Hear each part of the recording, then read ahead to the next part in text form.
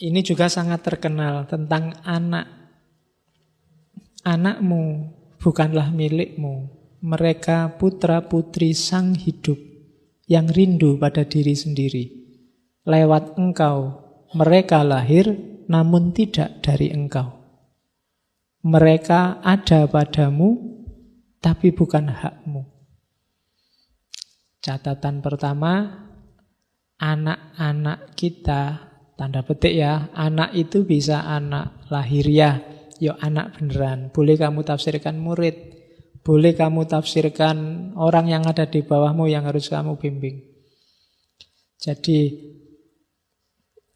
awalnya memang anak-anak lahiriah, yaitu memang dari kita sih, kita yang melahirkan, kita yang bikin mereka hadir di dunia. Tapi bukan kita yang menentukan kehadirannya, mereka cuma lewat kita.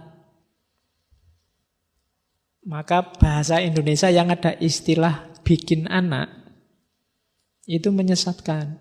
Tidak bisa orang bikin anak.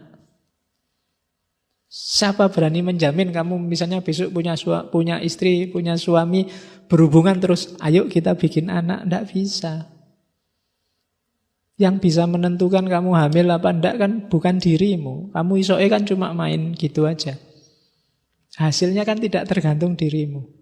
Secanggih-canggihnya sains tidak bisa bikin anak. Oh sekarang kan bisa Pak, bayi tabung, bisa inseminasi buatan. Itu toh tidak 100%. Bayi tabung ya iso gagal, inseminasi buatan bisa gagal. Kita tidak bisa bikin anak. Bayi tabung itu kan cuma mengkat prosesnya, mempertemukan telur sama sperma di luar itu. Jadi olahraganya tidak ada tapi langsung jadi. Prosesnya kan sama. Itu kan juga tidak jaminan juga. Seandainya jadi, berarti kan bukan kita penentunya. Kita cuma kelewatan. Kita cuma dititipi. Biar anak ini hadir. Maka dia bukan milik kita, bukan hak kita. Itu rumus pertama. Jadi, terus kalau bukan hak kita kenapa? Berikan mereka kasih sayangmu, tapi jangan paksakan bentuk pikiranmu. Sebab pada mereka ada alam pikiran tersendiri. Patut kau berikan rumah untuk raganya, tapi tidak untuk jiwanya. Sebab jiwa mereka adalah penghuni rumah masa depan yang tiada dapat kau kunjungi sekalipun dalam impian. Jadi besok kalau kalian punya anak, ajarilah cara berpikir, ajarilah cara mengambil keputusan, beri wawasan sebanyak-banyaknya, tapi jangan ngatur mereka mau jadi apa. Biarkan mereka sendiri yang milih. Mereka punya hak untuk hidupnya sendiri, itu maunya Gibran. Sekarang kan banyak anak yang sejak kecil sudah pontang-panting les ini, les itu, les piano, les olahraga, les biola, bahkan disuruh ngafalin Quran. Bukan salah, cuma kalau ini lahir dari paksaan akan mencederai jiwanya. Biarkan mereka sendiri milih. Kita tawarkan wawasan-wawasan yang mungkin mereka butuh. Kita kasih mereka alat untuk hidup mereka di masa depan. Tapi jangan paksakan bentuk kehidupan di mimpi kita pada mereka. Jadi tidak ada cita-cita warisan. Kan ada bapakmu dulu mau jadi dosen tidak bisa-bisa. Kamu ya yang jadi dosen. Itu namanya cita-cita warisan. Enggak, ya kalau kamunya sendiri pas mau jadi dosen ya enggak apa-apa, tapi kalau enggak kan masalah nanti, enggak akan maksimal.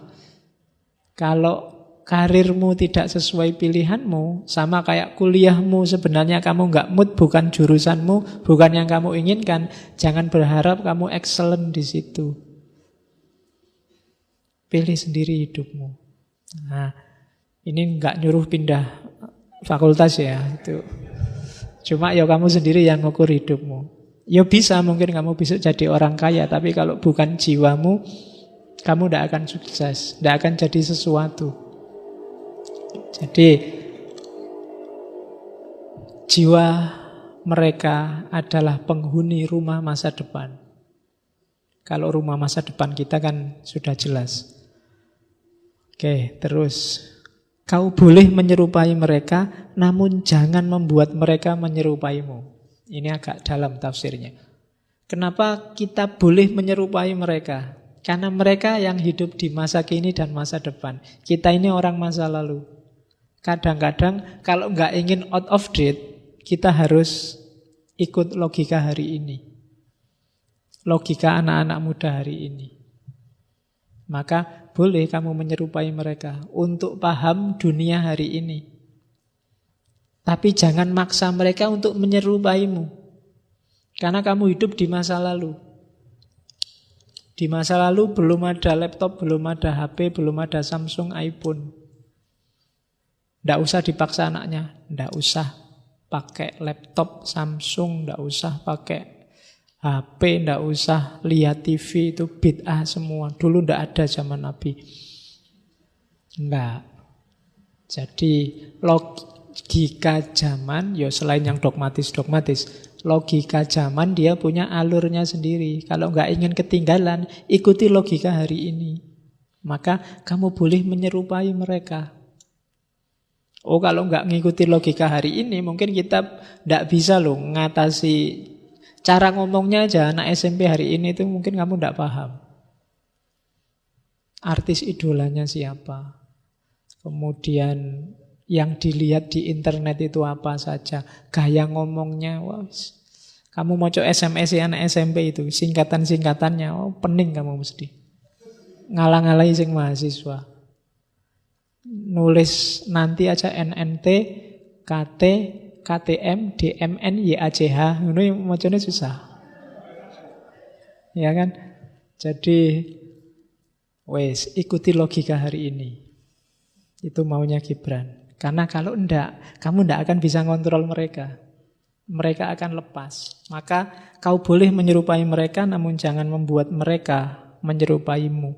Sebab kehidupan tidak pernah berjalan mundur, pun tidak tenggelam di masa lampau. Kaulah busur dan anak-anakmu panah, anak panah yang meluncur. Jadi kita ini busur. Kita tarik anak panah itu, kita arahkan kemana, tapi begitu lepas, nggak bisa lagi kita ngatur dia akan nyampe mana.